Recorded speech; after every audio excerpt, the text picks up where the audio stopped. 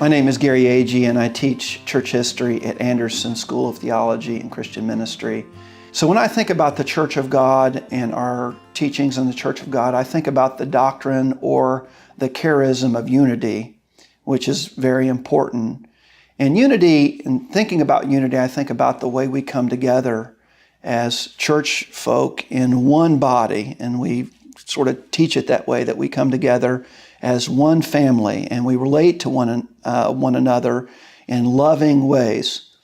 And so it is a community that transcends race and gender and ethnicity. It's a beautiful community. And in that community, we take care of one another, right? And so also in thinking about our theological heritage and the uniqueness of our theological heritage, I think about the teachings of holiness and the teaching of holiness and the charism of holiness. Now, I know that that's been much misunderstood, and in the past we talk about personal holiness, about drinking and maybe dancing and going to the movies and those kind of things. But there's so much more to the teaching of holiness than just those personal prescriptions. What if we thought about holiness and its relational aspects? The fact of the matter is that really holiness is about living in love and allowing the love of God to permeate all our relationships, including the relationship between a clergy and its congregation. And so, let's think about that for just a few minutes. Certainly, if I were coaching a clergy person that were maybe coming into a church for the first time, brand new, wet behind the ears, and concerned about how do I take care of a church, I would say, well, live in love. Pay attention to their needs and their hurts. Help them to grow, encourage them and challenge them and be with them when they need you to be with them.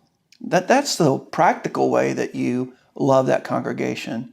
And then on the other side of the ledger, if I were encouraging and coaching a congregation, I would say, well, take care of your clergy persons, your women and men that come to serve you.